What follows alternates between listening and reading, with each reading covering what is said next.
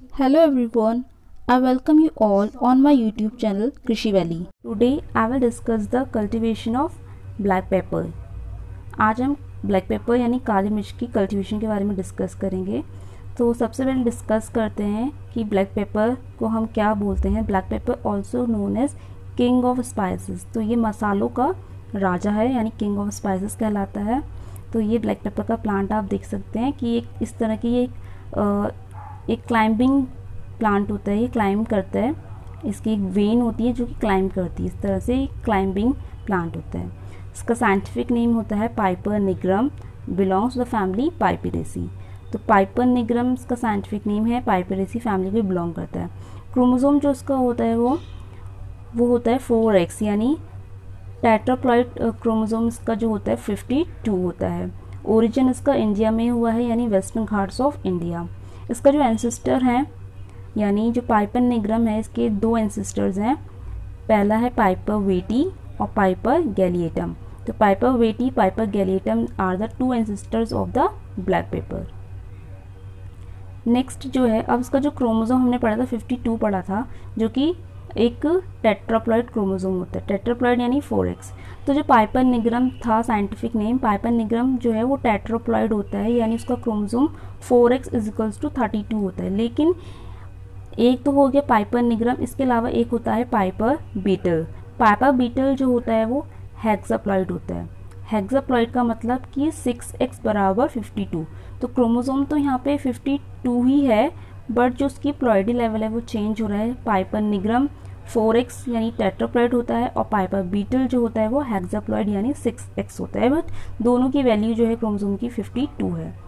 उसके बाद इंडिया में इसका शेयर देखें तो सबसे ज़्यादा ये जितने भी हमारे इंडिया के साउथ स्टेट्स हैं, साउथ इंडियन स्टेट्स हैं, वहाँ पे ब्लैक पेपर कल्टीवेशन बहुत ज़्यादा प्रोमिनेंट होता है।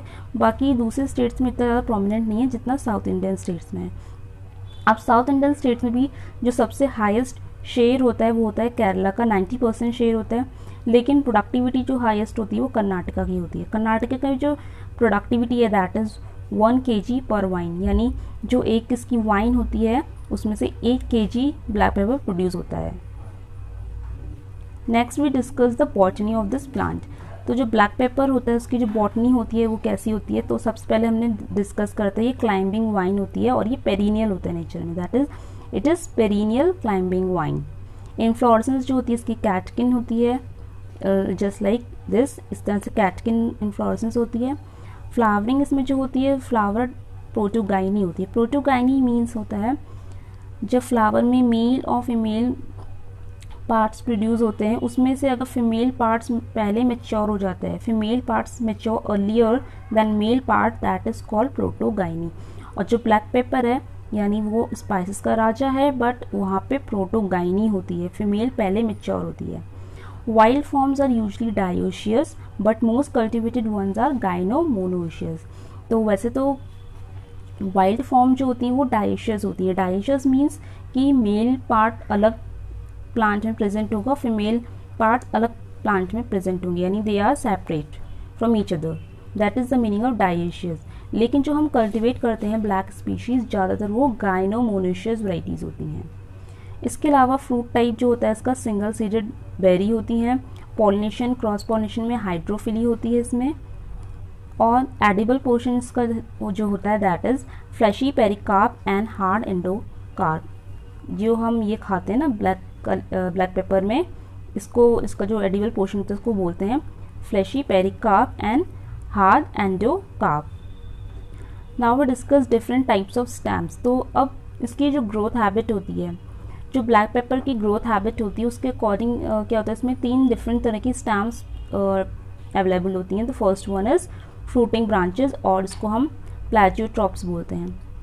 फ्रूटिंग ब्रांचेस है, इसका मतलब यहाँ पे फ्रूट्स प्रोड्यूस होते हैं। इट ग्रो लेटरली, इसकी लेटरली ग्रोथ होती है और यहाँ पे जो स्पाइक्स होती है आई मीन उसमें स्पाइक्स या फिर फ्रूट्स प्रोड्यूस होते हैं, that is why it is called fruiting branch और other name is plagiotrope. Second most important stem is top shoot which is also called orthotroph. Orthotrophs में क्या होता है कि ये वर्टिकली ग्रोथ होती है इनकी। फ्रूटिंग वाली की ग्रोथ लेटरली हो रही थी यानी ऐसे लेटरली, और जो टॉप शूट्स होती हैं उनकी ग्रोथ जो होती है वर्टिकली यानी ऐसे वर्टिकल में होती है। और profuse branching and large number of adventitious roots यहाँ पे प्रोड्यूस होते हैं। The third type of stem is hanging shoots और ऑल्सो नोन एज जियोट्रॉप्स। यहाँ पे क्या होता है, जियोट्रॉफिकल पैटर्न होता है, यानी शूट्स जो होती हैं हैंगिंग होती हैं और जियोट्रॉफिकल उनकी ग्रोथ होती है। जियोट्रॉफिकल ग्रोथ पैटर्न यहाँ पे शो होता है। Next we have to discuss its cropping. अब तो हम जो ब्लैक पेपर की क्रॉपिंग करते हैं वो कैसे करते हैं।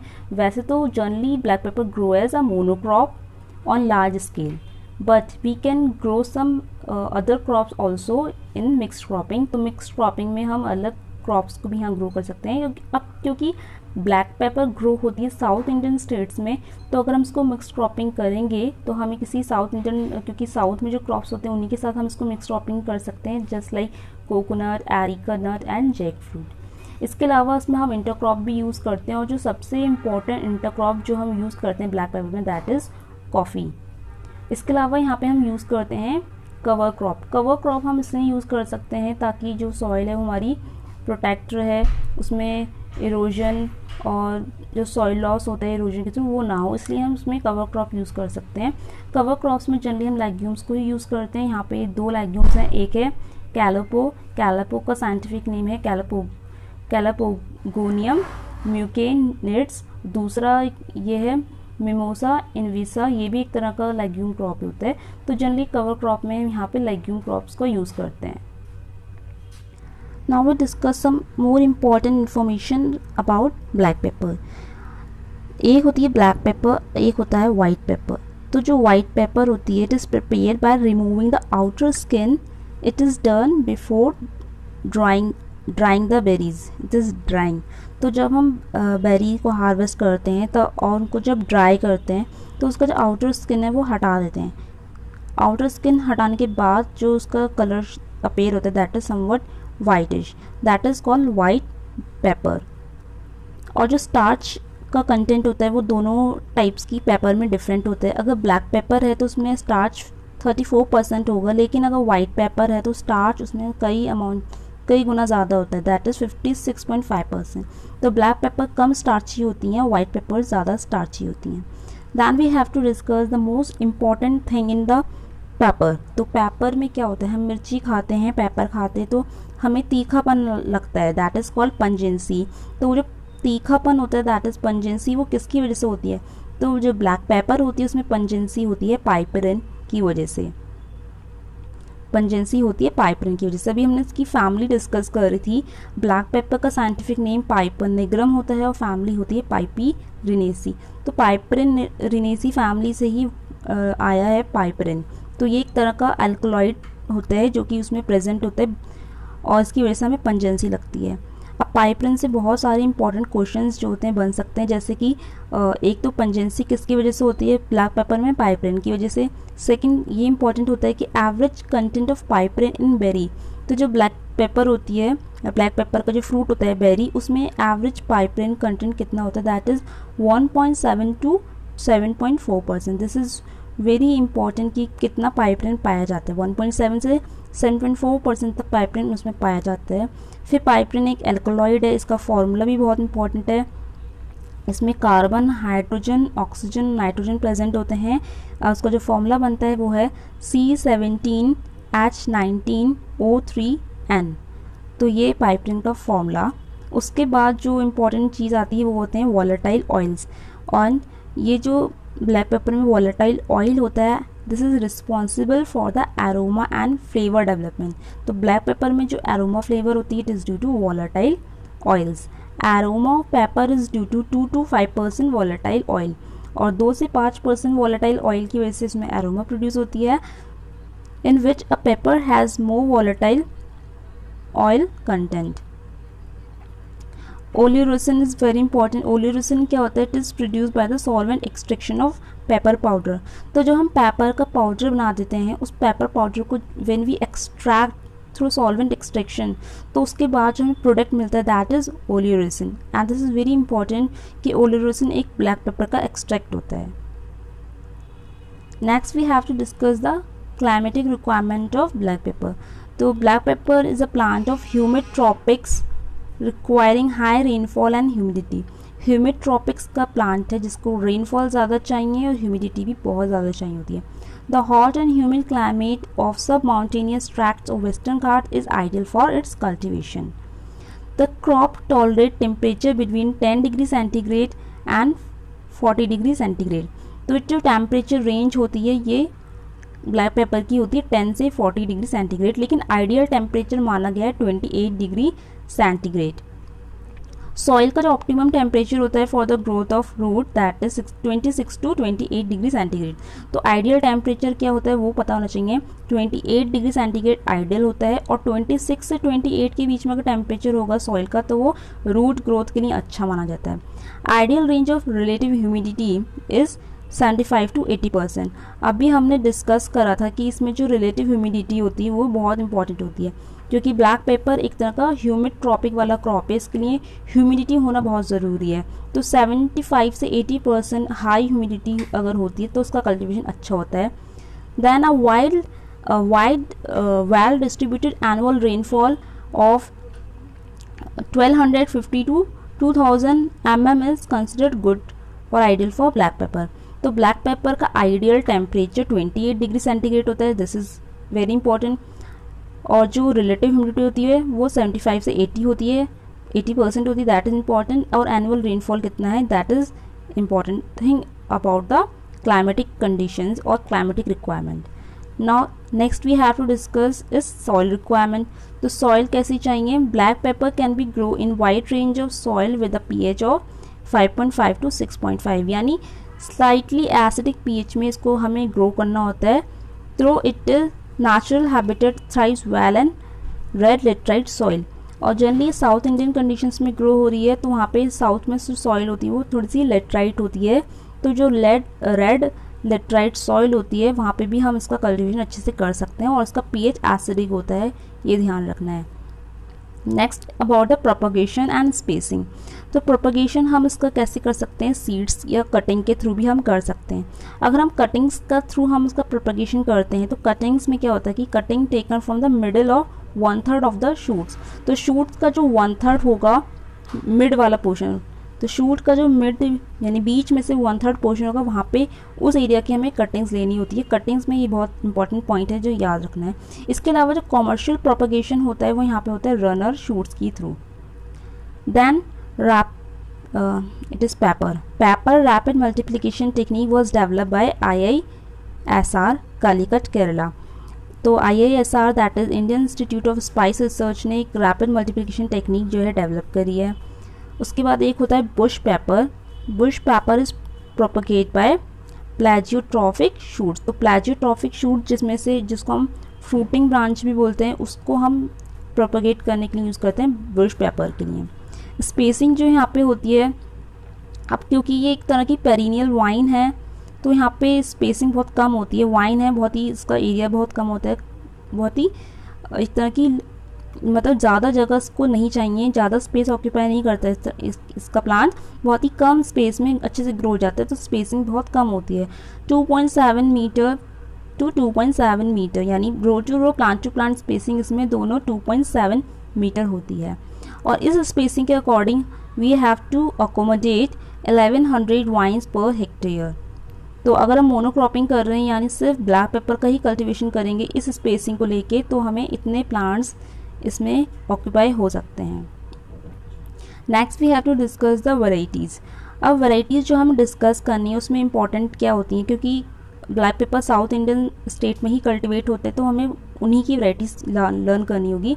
तो कुछ वैरायटीज़ जो हैं केरला की हैं, 2 वैरायटीज़ कर्नाटका की हैं और एक कैटेगरी आती है हाइब्रिड वैरायटीज़ की. अभी इन वैरायटीज़ को हम डिटेल में भी डिस्कस करेंगे, बट अभी हम इनका नाम डिस्कस करते हैं कि वैरायटीज़ के नाम क्या हैं.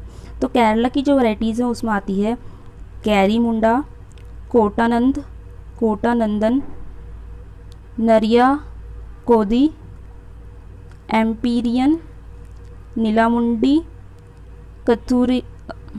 कथूरा वैली, बालनकोटा, कालू वैली. तो ये वैरायटीज़ जो थी केरला की थी. कर्नाटका की 2 इंपॉर्टेंट वैरायटी हैं Malligesara, Uddagare. These are important varieties of Karnataka. In terms of quality Kottanadan has the highest oleoresin. तो अभी हमने ओलेरेसिन डिस्कस करा था कि हम सॉल्वेंट एक्सट्रैक्शन करके ओलेरेसिन को एक्सट्रैक्ट कर सकते हैं। तो कोटानंदन वेराइटीज़ में ओलेरेसिन हाईएस्ट होता है, दैट इज़ 17.8%। इसके बाद एम्पीरियन वेराइटीज़ में 15.7% ओलेरेसिन पाया जाता है। तो ये वेराइटीज़ जो थी ये इम्पॉर्टेंट हैं। कोटानंदन वेराइटीज़ जो है वो केरला की है और एम्पीरियन वैरायटी भी केरला की है। तो यानी ये जो वैरायटी हैं इनमें ओलेरेसिन अच्छा खासा पाया जाता है। हाईएस्ट कोटानंदन में होता है 17.8, एम्पीरियन में होता है 15.7। हाइब्रिड वैरायटी में आती है पैन्योर 1, पैन्योर 3, पैन्योर 8। इसके अलावा तो ये पैन्योर की वैरायटी हो गई। इसके अलावा 2 और वेराइटीज़ हैं, IISR Girimunda, IISR Malabar Excel. तो ये वैराइटीज़ बहुत इंपॉर्टेंट हाइब्रिड वैराइटीज़ हैं ब्लैक पेपर की। Next we discuss in detail about the variety. तो वैराइटीज़ में एक है, हमने पैन्योर डिस्कस करी थी हाइब्रिड में, पैन्योर 1, पैन्योर 2, ओके 3 यहाँ नहीं है, 4, 5, 6, 7। तो ये पैन्योर की जो वैराइटीज़ हैं ये ब्लैक पेपर की बहुत इंपॉर्टेंट वैराइटीज़ हैं। इसमें से जो फर्स्ट वाली वैरायटी है हमारी पैन्योर 1, ये फर्स्ट नंबर पे आ रही है और ये बोल्ड बेरी वाली वैरायटी, यानी इसकी जो बेरी साइज़ होता है बहुत ज़्यादा बड़ा होता है, बोल्ड होता है। पैन्योर 2 जो है OP सीडलिंग्स ऑफ बालनकोटा, यानी OP का मतलब है यहाँ पे ओपन पॉलिनेटेड। तो ये ओपन पॉलिनेटेड सीडलिंग्स से तैयार हुई है बालनकोटा के।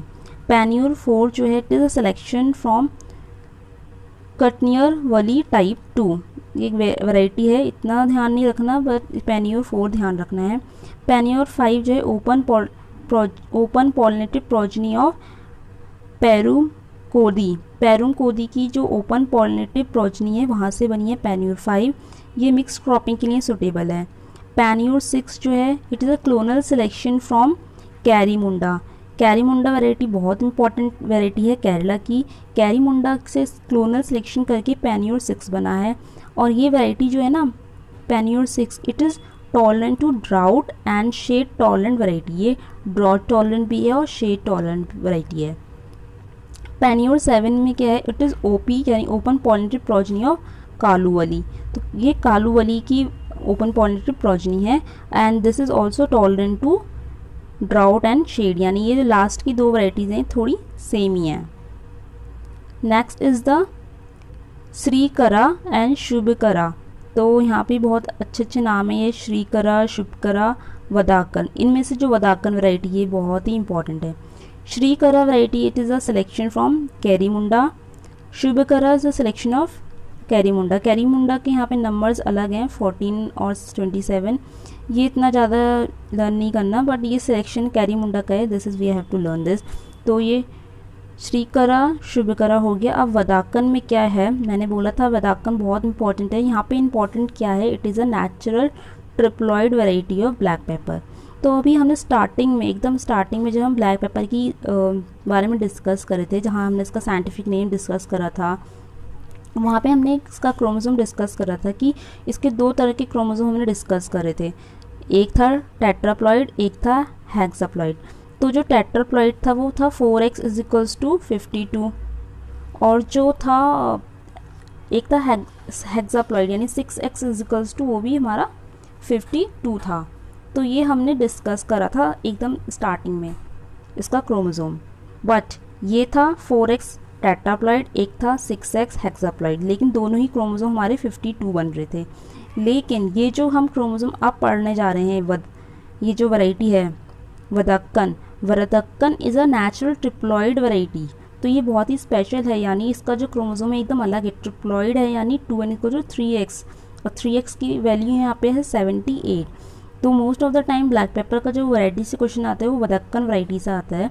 क्यों, कैसे क्वेश्चन आता है कि वदाकन कैसी वैरायटी है, नेचुरल ट्रिप्लॉइड वैरायटी है। फिर उसका क्रोमोसोम भी पूछ सकते हैं कि 3x = 78 होता है। तो this is very important regarding the variety. इसके बाद PLD2 वैरायटी आती है। इसकी स्पेशलिटी ये है कि ये ऑयल एक्सट्रैक्शन और ओलिरेसिन के एक्सट्रैक्शन में बहुत ज़्यादा यूज़ होती है इंडस्ट्री पर्पस में। फिर नीलामुंडी वैरायटी आती है। नीलामुंडी जो है फुट नॉट निमेटो ये फाइटोफथोरा डिसीज़ के लिए टॉलरेंट है। फिर कैरीमुंडा वैरायटी आती है, this is suitable for mass of black paper growing area, यानी ये सबसे ज़्यादा मास में ग्रो होती है, इट इज़ मास में यानी बहुत ज़्यादा ग्रो होती है। ब्लैक पेपर में जितनी वैरायटी है सबसे ज़्यादा जो ग्रो होती है वो कैरीमुंडा वैरायटी है। तो कैरीमुंडा सबसे ज़्यादा इम्पॉर्टेंट वैरायटीज़ में आती है और ये केरला की बहुत इंपॉर्टेंट वैरायटी है। सबसे ज़्यादा एरिया जो है कैरीमुंडा वैरायटीज़ का है। नेक्स्ट वैरायटीज़ हैं पंचमी, पूर्णिमी। पंचमी इट्स अ सिलेक्शन ऑफ एमीपेरियन और पूर्णमी इज़ अ सिलेक्शन ऑफ ओटा पलक्कल। तो ये बहुत ही अजीब से नेम है, साउथ इंडियन नेम्स हैं, ठीक है। तो यहाँ पे जो मेन अभी याद रखना है वो उन वैरायटीज़ का नाम देखते हैं, Panchami and Pournami. Then Malabar excel, ये एक हाइब्रिड वैरायटी है। हाइब्रिड वैरायटी है, it is a cross of Cholamundi cross with Panniyur 1। Shakthi बहुत इंपॉर्टेंट वैरायटी है। Shakthi is a OP seedlings of Perambramundi and this is tolerant to Phytophthora, Shakthi variety. इसके बाद दूसरी हाइब्रिड वैरायटीज़ हैं पैन्यूर 1, पैन्यूर 3 और ये इनका एक क्रॉस है, आप चाहें तो क्रॉस रीड कर सकते हैं बट मैं नहीं कर रही हूँ। तो यहाँ पे इनके नेम्स इंपॉर्टेंट हैं, इनके क्रॉस नहीं पूछते हैं, ब्लैक पेपर वैरायटी से क्रॉसेस नहीं पूछे जाते बट वैरायटीज़ के नेम्स ही पूछे जाते हैं। तो next thing is about the flowering and fruiting of black paper. Black pepper की जो फ्लावरिंग फ्रूटिंग होती है बहुत इंपॉर्टेंट होता है, इसका टाइमिंग क्या होता है। तो नॉर्मल फ्लावरिंग जिसमें होती है वो मई जून यानी जो मानसून का समय आने लगता है तब इसमें फूल आने लगते हैं with the onset of southwest monsoon. तो अभी हम क्योंकि ब्लैक पेपर नॉर्थ में तो ग्रो होती नहीं है, साउथ में ग्रो हो रही है, तो साउथ में जब मई जून में साउथ वेस्ट मानसून आता है उस टाइम पे इसमें फूल आने लगते हैं। और फूल जो रहते हैं उसका ड्यूरेशन क्या रहता है, ड्यूरेशन उसका रहता है 6 मंथ, यानी फ्लावरिंग से फ्रूटिंग तक का जो टाइम रहता है वो 6 महीने रहता है। फुल बियरिंग स्टेज जो आती है वाइन की वो आती है 7 to 8 ईयर आफ्टर प्लांटिंग। तो प्लांटिंग के 7-8 साल बाद इसमें बियरिंग स्टार्ट होती है, full bearing. Paper wine start yield from 3rd to 4th year of planting. यहाँ पे याद रखना है कि 3rd to 4th ईयर में हमको यील्ड मिलने लगती है, लेकिन जो फुल बियरिंग होती है वो 7 to 8th ईयर में मिलती है। पेपर की जो यील्ड है वो स्टार्ट होती है डिक्लाइन फ्रॉम 20 to 25 ईयर्स। तो ये टाइमिंग जो है ना याद रखना है।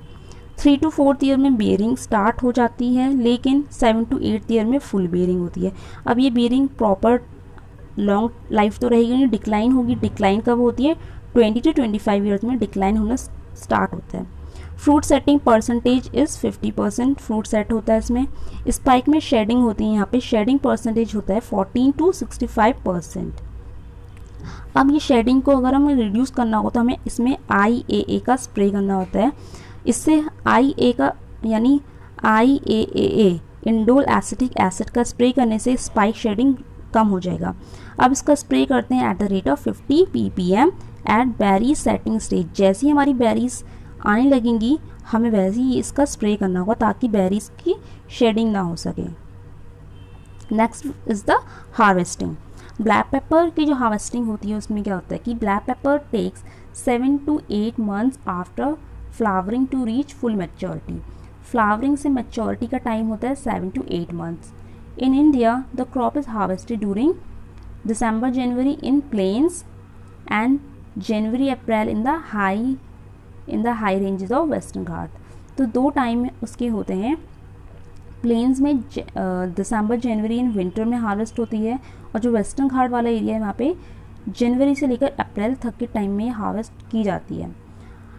Harvest starts when 1 or 2 berries turn yellow. तो एक यहाँ पे हार्वेस्टिंग के लिए मैच्योरिटी इंडिकेट्स है कि कलर डेवलपमेंट। तो अगर बेरी का कलर चेंज होगा, येलो हो जाएगा, then it is the perfect stage to harvest the berries. The spikes are nibbed off by hand and collected in bags. Normally single pole bamboo ladder is use as a support for harvesting. तो harvesting इसमें हम एक bamboo का ladder होता है, सीढ़ी लगा के इसको हार्वेस्ट करा जाता है।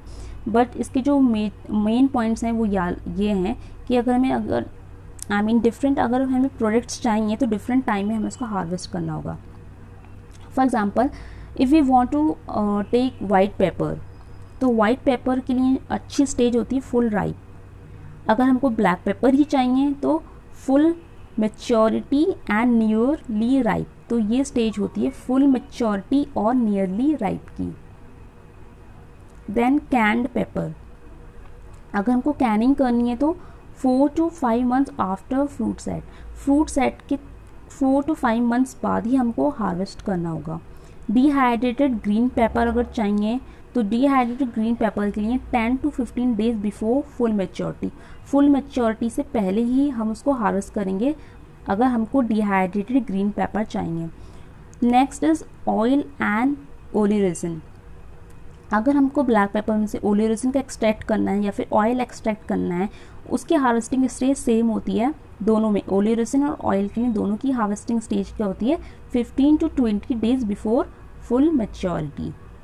पेपर पाउडर अगर हमको बनाना है तो full mature with maximum starch, अभी हमने डिस्कस करा था कि ब्लैक पेपर और वाइट पेपर में स्टार्च का अमाउंट वेरी करता है, वाइट पेपर्स में ज़्यादा स्टार्च होता है और ब्लैक पेपर में स्टार्च कम होता है। तो these are some important points regarding the harvesting stages. तो यहाँ पे याद रखना है कि अगर हम वाइट पेपर लेंगे तो राइपनिंग स्टेज आएगी तब हार्वेस्ट करना है, ब्लैक पेपर में भी राइपनिंग स्टेज में ही हार्वेस्ट करना है। लेकिन अगर हम कैंड प्रोडक्ट बनाएंगे तो हमें फ्रूट सेटिंग के कुछ टाइम पहले ही हार्वेस्ट करनी है। डिहाइड्रेटेड में क्या होगा, फुल मैच्योरिटी से पहले हार्वेस्ट हो रहा है।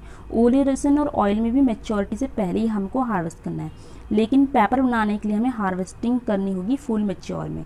तो ये मैच्योर स्टेज में हार्वेस्टिंग हो रही है, ये मैच्योरिटी से पहले हार्वेस्टिंग हो रही है, ये आपको ध्यान रखना होगा। अब हार्वेस्टिंग के बाद आती है ईल्ड की बारी। तो ईल्ड जो होती है यहाँ पे एवरेज ईल्ड जो हमको मिलती है पेपर की, that is 800 to 1000 kg per hectare, this is the average yield. और अगर बुश पेपर होगी तो बुश पेपर की ईल्ड जो होती है वो होती है 100 to 150 grams of dry pepper per pot per year. Dried pepper contain 8 to 10% moisture. Yield निकालने के बाद जब हम हार्वेस्ट करेंगे तो हम पेपर्स को जब ड्राई करते हैं तो उसको 8 to 10% मॉइस्चर तक हमको ड्राई करनी होगी।